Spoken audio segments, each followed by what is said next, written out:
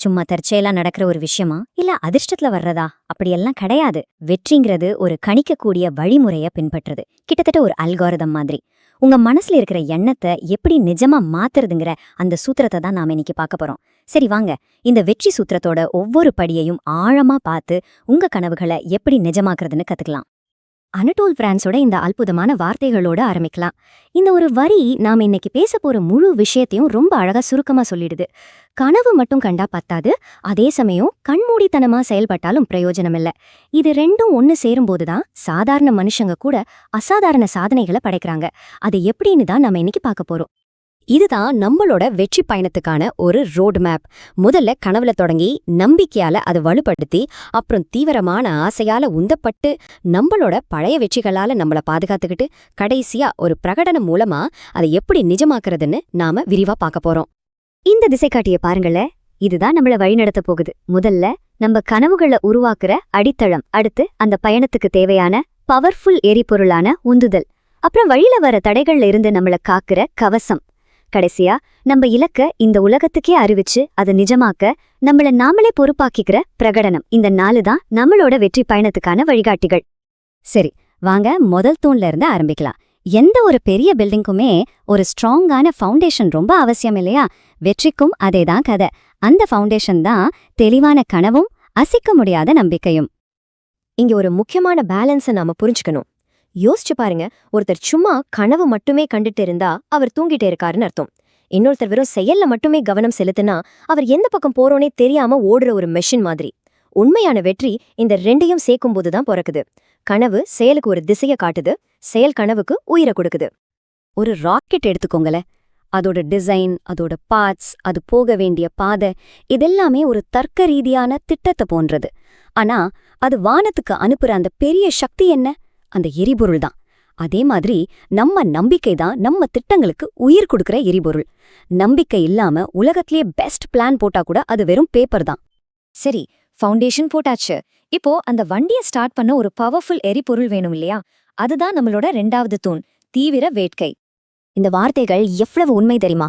நீங்க ஒரு விஷயத்தை எவ்வளவு தீவிரமா விரும்புறீங்களோ அந்த அளவுக்கு இந்த பிரபஞ்சம் உங்களுக்காக வாய்ப்புகளை உருவாக்கும்.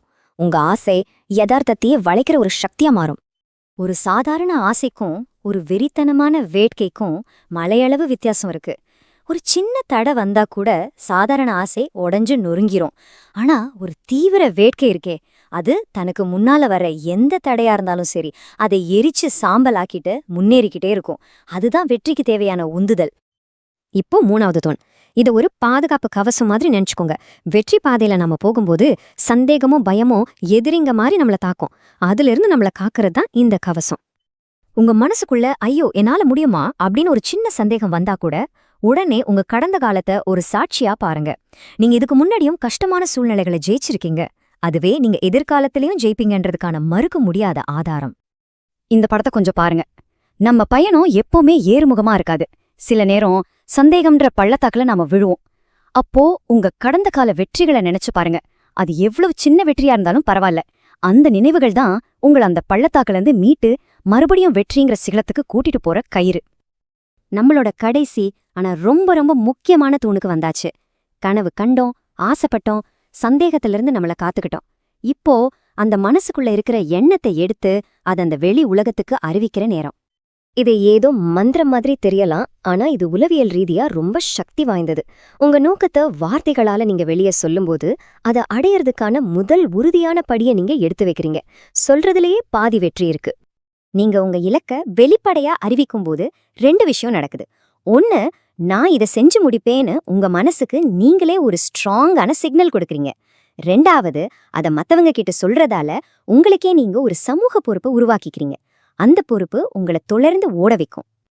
இப்போ இந்த 4 தூண்களையும் ஒன்னா சேர்த்து பார்க்கலாம். இதுங்க தனித்தனியா வேலை செய்யல.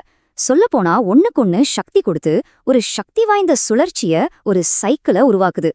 இந்த முழு சூத்திரத்தையும் ஒரே வரியில சொல்லணும்னா, உங்க கனவு உங்க ஆசைய தூண்டுது. உங்க ஆசை உங்க கடந்த கால வெற்றிகளால பாதுகாக்கப்பட்டு கடைசியா உங்க உறுதிமொழியால நிஜமாகுது. நீங்க அடையிற ஒவ்வொரு வெற்றியும் அடுத்த பெரிய கனவு காண உங்களுக்கு தைரியத்தை கொடுக்குது. இது ஒரு முடிவே இல்லாத வெற்றி சுழற்சி. வெற்றிக்கான இந்த ஃபார்முலா இப்போ உங்க கையில இருக்கு. சக்தியும் அதை செயல்படுத்துற பொறுப்பும் உங்க கையில தான் இருக்கு. இப்போ நீங்க தான் உங்க கதையோட அடுத்த அத்தியாயத்தை எழுதணும். அப்போ உங்களை நீங்களே கேட்டுக்கோங்க, இந்த வழிமுறைய பயன்படுத்தி நீங்க அடைய விரும்புற அந்த ஒரு விஷயம் என்ன, அத இன்னைக்கே, ஏன் இப்பவே யாருக்காவது ஒருத்தர்கிட்ட பிரகடனப்படுத்துங்க. ஏன்னா நீங்க எதை அறிவிக்கிறீங்களோ அதை அடையறதுக்கான